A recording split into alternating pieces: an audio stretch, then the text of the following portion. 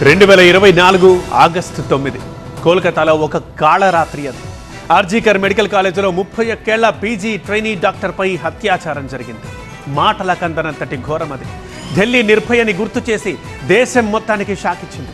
నెలల పాటు ఉద్యమాలు, ప్రదర్శనలు, అరెస్టులు, లాఠీ చార్జీలు ఎన్నో జరిగాయి. రాజకీయంగా కూడా అదొక రావణకాస్తం. అదలా రగులుతుండగానే నెల రోజులు తిరక్క ముందే సౌత్ కోల్కతాలో సెప్టెంబర్ 22న ఒక లా స్టూడెంట్ని తోడేళ్లు కబళించాయి. కట్ చేస్తే ఇప్పుడు మళ్ళీ అటువంటిదే బెంగాల్లోనే మరో దారుణం. దీనికి సీఎం హోదాలో దీదీ ఇచ్చిన జస్టిఫికేషన్ అంతకన్నా దారుణం.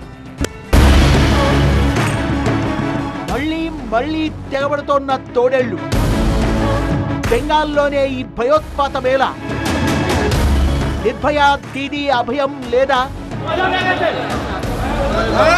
దగాపడ్డ ఆడపిల్లలదే తప్పంటారా? మమతమ్మ, మీకు మనసనేదే లేదా? పశ్చిమ బర్ధమాన్ జిల్లా దుర్గాపూర్ మెడికల్ కాలేజీలో MBBS second year student campus లోనే సామూహిక అత్యాచారానికి గురైంది. ఫ్రెండ్ తో కలిసి డిన్నర్ కోసం బయటికి వెళ్తుంటే ముగ్గురు అగంతకులు అడ్డుకొని ఆసుపత్రి వెనక వైపున్న చెట్ల పొదల్లోకి లాక్కెళ్లి ఫోన్ లాక్కొని పశువుల్లా తెగబడ్డారు. ఎవరికైనా చెబితే చంపేస్తామని హెచ్చరించి అక్కడి నుంచి వెళ్లిపోయారు. బాధితురాలి సొంతూరు ఒడిశాలోని జలేశ్వర్. కుటుంబీకుల ఫిర్యాదు మేరకు కేసు నమోదైంది. స్టేట్మెంట్ రికార్డ్ చేసుకుని దర్యాప్తు చేస్తున్నారు. I requested the chief minister as well because we are seeing that there is no security for girls here. That is why we requested him to take our daughter to Bhubaneswar or else they will kill us anytime.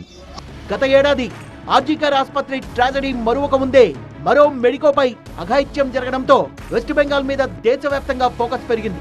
ముఖ్యంగా మమతా బెనర్జీ ప్రభుత్వం అసమర్థత వల్లే బెంగాల్లో మహిళలపై అత్యాచారాలు పెరుగుతున్నాయని తుమ్మెత్తిపోసాయి ప్రతిపక్షాలు.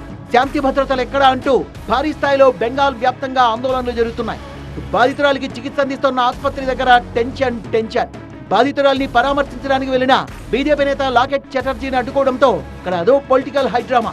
Police लोग अंदर में है तो ये एकदम क्लियर है कि यहाँ पे ममता बनर्जी का राज चल रहा है.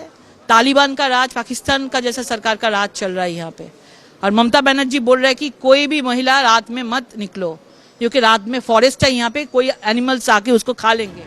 బెంగాల్ ప్రతిపక్ష నేత సువేందు అధికారి బాధితురాలి తండ్రితో ఫోన్ లో మాట్లాడారు. ఒడిశా సీఎం మోహన్ చరణ్ మాంజీ కూడా ఫోన్ లో పరామర్శించారు.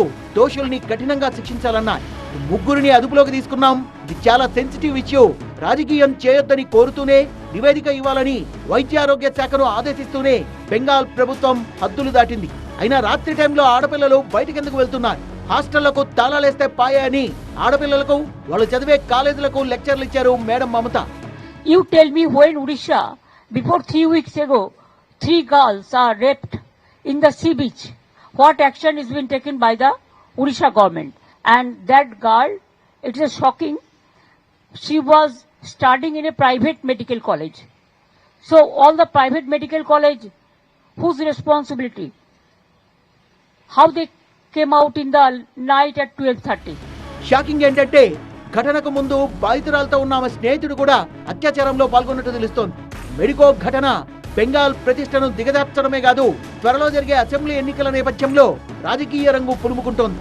అమ్మాయిలు మీరే జాగ్రత్త అంటూ దీదీ చేసిన కామెంట్లు మరింత కాకరేపేలా ఉన్నాయి.